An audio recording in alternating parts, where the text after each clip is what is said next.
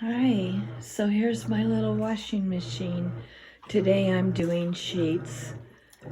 I have inside a top sheet full size, 2 pillowcases, and an undershirt and a pair of underpants.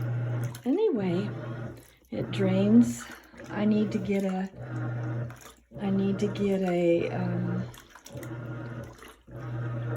attachment for my hose to go up to my shower or to my faucet. But anyway, isn't it cute? It does a lot of